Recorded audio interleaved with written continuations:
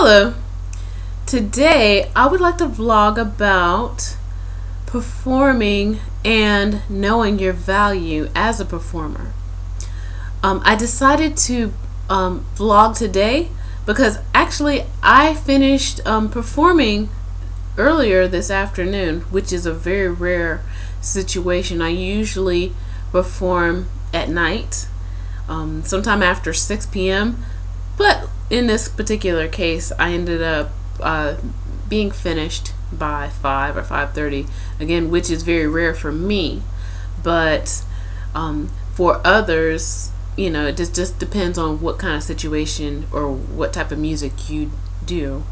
That could be your your sense of normal. But anyway, it just made me think about what you cannot undervalue yourself as a performer. Today, I happen to have performed in a coffee shop. And even though I'm not completely opposed to performing in coffee shops, I believe I am at a point in my career that I kind of shy away from it as much.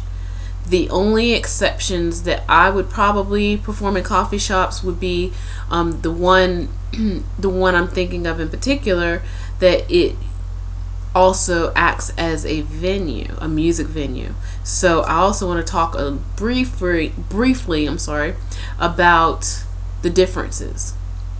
First of all, coffee shops, obviously, their main point and purpose is to serve people coffee and pastries and other things like that, and so that they can come in, socialize, and come in, write. It could be their second office, that kind of thing. So we've got coffee shops. Others, coffee shops that can act as venues later in the evening. So of course, when the business day is done, people are going home. Maybe people are stopping in to get a little afternoon snack or dessert or meeting with friends, that kind of thing, where they don't want to go to a bar, they don't want to do happy hour kind of thing. So they're maybe looking for something to do in the afternoon or evening or early evening kind of thing. And then there are what they like to call music venues, which are strictly venues for live music. Now, some of these particular venues can also serve as restaurants or dance clubs, that kind of thing, but they are definitely more geared towards live performances. Now, today I played in a coffee shop, actually a brand new coffee shop, and the only reason I performed there this afternoon was for a favor for a friend. Otherwise, I would not have done it, simply because my value as a performer is that I feel like I need a proper amount of time to advertise and a proper compensation, which that's really what I want to cover.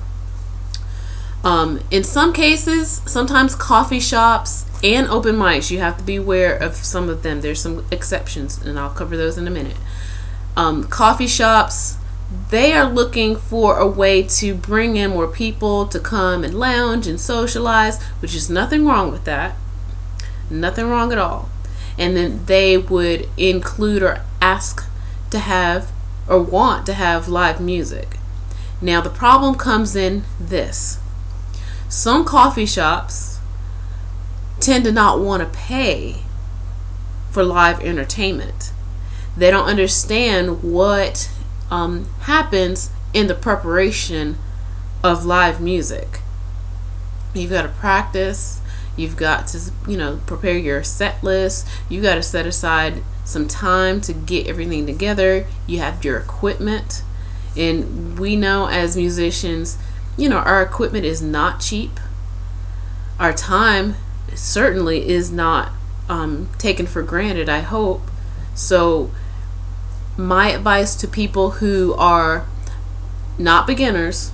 Now, and I'll cover what a beginner to me is, but not beginners, but you've been doing this for a while and you've, done the circuit enough to realize that I can't keep doing this kind of thing favors for free unless it's for a favor for a friend or something like that. So you need to start setting a flat rate. Think about this. Coffee shops, they make money. I mean, if they're losing money and they seem like maybe they are sinking and they're trying to bring in live music as a last ditch attempt, I'm sorry to say that's not your problem. You provide a service. So you need to set the tone and, establish a flat rate. It doesn't have to be a lot, but it has to be something that they recognize that you are a professional and you provide a service. Obviously, if you didn't provide a service, they wouldn't be asking you in the first place to perform. So you set your flat rate, whatever that is. I would say at the very least, for me, I start off at 75 depending on the venue or how big the place is, between 75 and 100 as a flat rate. Then of course, if you have merch, if you have tips, that kind of thing, especially if you are providing all of the equipment for sound. Now if there is a sound person there, we all know, or hopefully if you didn't know before, most venues, you have to make sure that the sound person gets paid. Okay. Now coffee shops, they don't have that kind of setup, so you're the one doing all that kind of work. So that's why you would set up a flat rate, because there's a lot, and I'm sure you know this. And again, this is not necessarily for beginners. There's a lot that comes into setting up a show, getting it ready, making sure that everything is sounding okay, looking okay, and you're ready to perform. Okay. So once you're there at the particular venue, I'm talking mostly about coffee shops, is to be professional. And if you've played several shows before, you know what it means to be professional.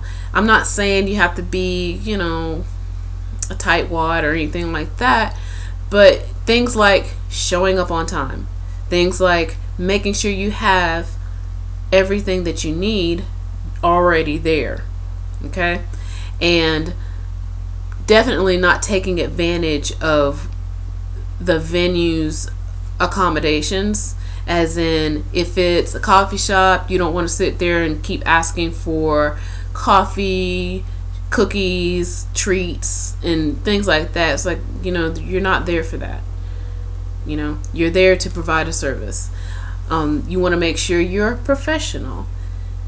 Have fun, but don't take advantage of the accommodations in that way. And also make sure you're courteous to everyone that is there. That even includes the staff. They're not there to do your bidding. Okay? They're not there for your service. They work there all the time. In fact, you're a guest in their environment. So yeah, be courteous. And then afterwards, whether you felt like it was a good show or not, and the best of us, we tend to have good shows, bad shows, whatever. Always thank whoever it was that got you there. Thank them for the opportunity, whether you felt good about it or not, because they may know of other people to give you another opportunity. You don't want to burn your bridges in that respect.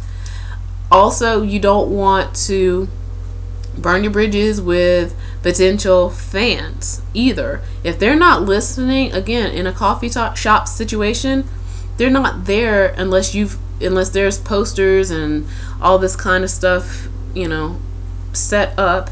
Again, which I probably will have to do another video about. They're not there for you. They just happen to step in for afternoon coffee or something, or a little treat after work or something like that. So they're not necessarily there for you.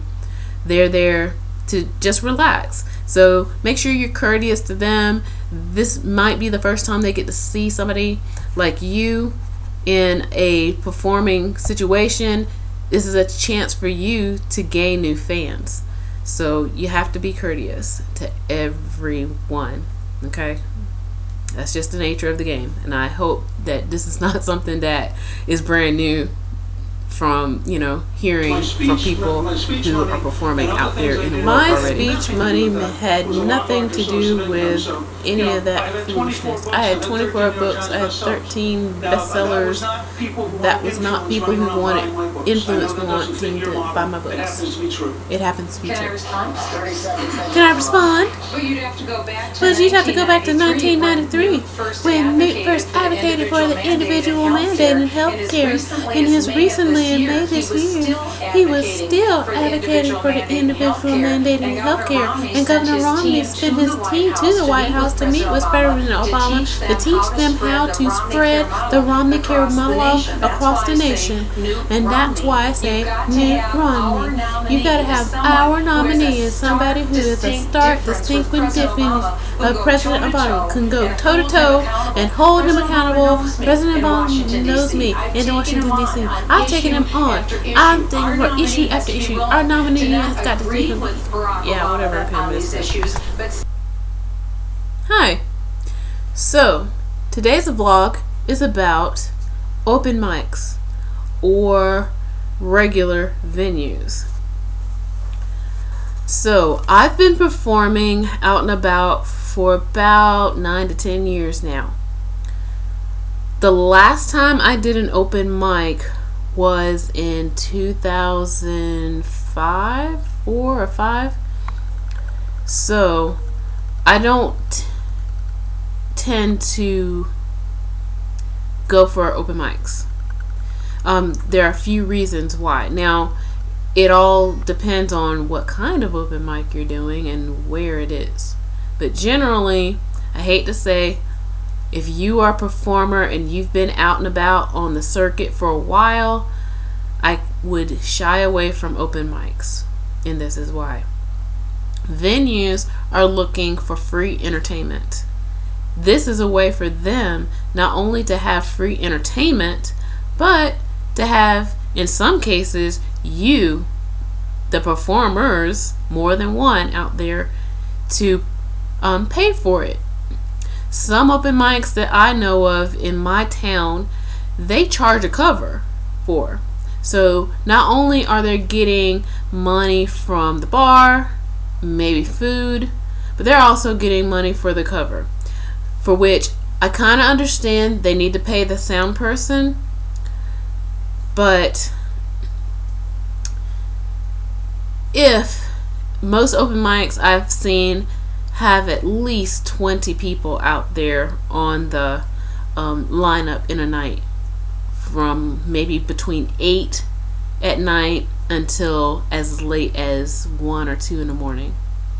So that's a lot of people who, on average, if they're paying between $5 to almost $10 a head just to get in the door and then sign up for an open mic, somebody's making some money, and it's not the performers, not the free entertainment.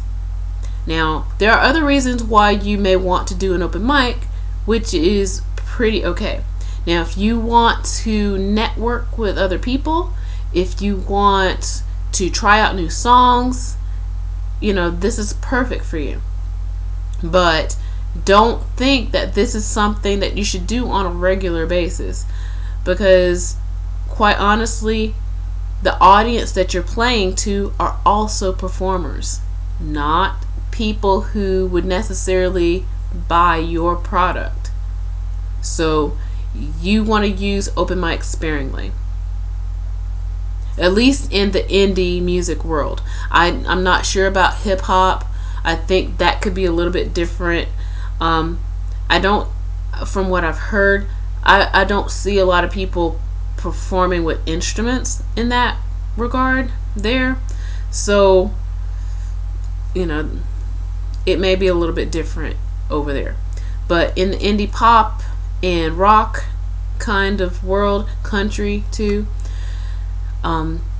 you're bringing instruments and you're devoting a lot of time and effort and skill to a performance. So hopefully you're either trying to network with people, trying to meet new contacts, or you're just trying out new material. But don't think that this is something that you should be doing to get quote unquote discovered or to build a fan basis, because it's kind of not. Now the only exceptions I will think of, because in my town, I live in Atlanta, we do have one infamous open mic, and it has actually exposed a few singer-songwriters on the national scale, but you didn't break them. They were already kind of doing other things too, so don't think that an open mic is going to do that for you. So you need to think about what other plans you have in mind out there for your career. So an open mic, like I said, the only people, or the majority of the people in the audience, are just other performers. So yeah, keep that in mind. I think that's all I want to say about that. So I'll catch you later.